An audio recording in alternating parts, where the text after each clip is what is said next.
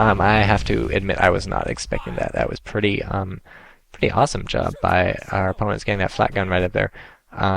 Like an idiot, I am not leading my target with a mortar. I am firing where he is, not where he's going to be. But then I finally figure out what I'm doing, and so now I start killing the flat gun, and so that's not going to live very long because it's right in the middle of the street. And apparently going prone also works because my ally was crawling towards it and he didn't get killed either. So there are two options that you have for when a flat gun sets up in the middle of the street and it starts firing at you, either GTFO or go prone and hope you're safe, and it looks like both work.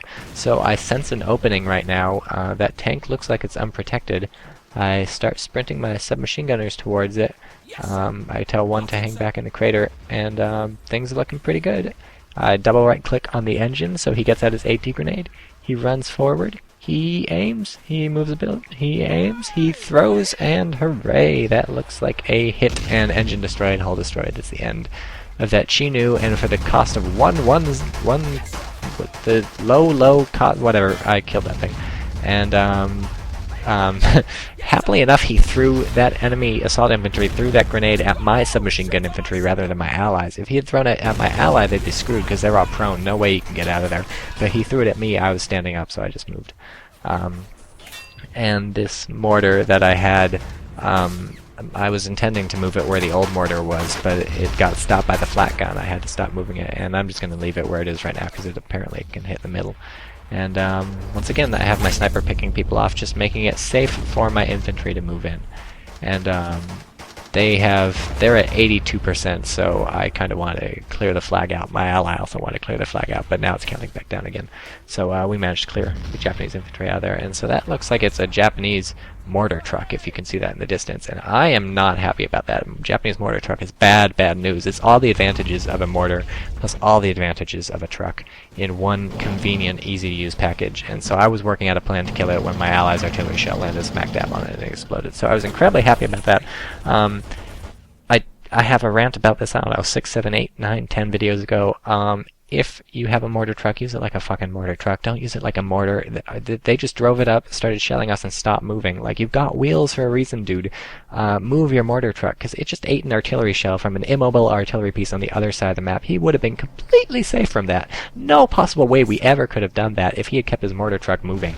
But instead, he just parked his mortar truck in what he thought was a safe position, and surprise, it exploded! So, if you're going to pay lots of money for a mortar truck, and they are extremely expensive, even worse than a normal mortar, they're extremely expensive.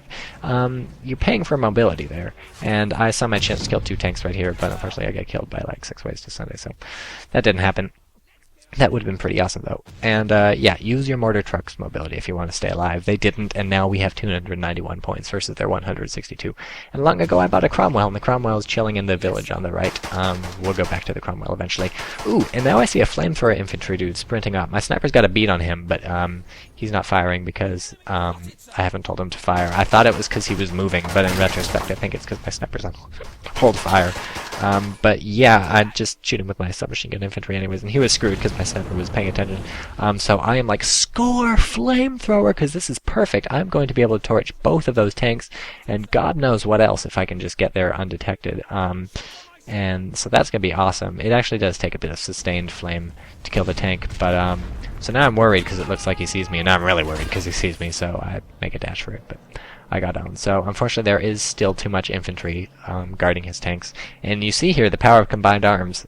He's already lost 1 tank there, but he would have lost like 3 at least, and certainly even more tanks if he had not been supporting it with infantry to scout for him. So always, always, always, always keep infantry around your tanks, if at least just to like watch for stuff. And so now I sense an opening. The turtle kills one of those tanks, but there's still another tank.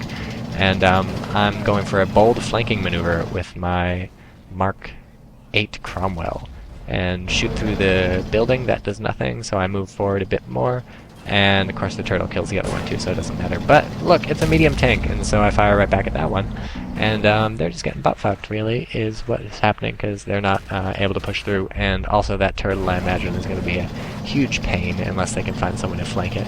I crushed the hull, so that tank is out of commission, but it's still theoretically repairable, and although we have 400 points, they're 160 points, there's still 9 minutes left, so I decide to take it out and meanwhile retreat. I don't want my tank getting killed, so I'm moving backwards each time, and that turns out to be a very good idea because a Molotov cocktail very nearly hits me. Molotov, if it hits the engine of a tank, can set the engine on fire. Tank sets on fire, all the crew burns to death, tank later explodes. So I sent some submachine gun infantry over there to secure a hold on the right, similar to the one I got on the left, and I figure my allies got the middle locked down with a turtle, and the only thing the turtle has to worry about is being flanked, because it has more front armor than God, and I figure if I can secure the flanks, we will be A-okay. And some sort of light tank, or a medium tank attacking me, and really not much he's going to do against the Cromwell, because the Japanese tanks.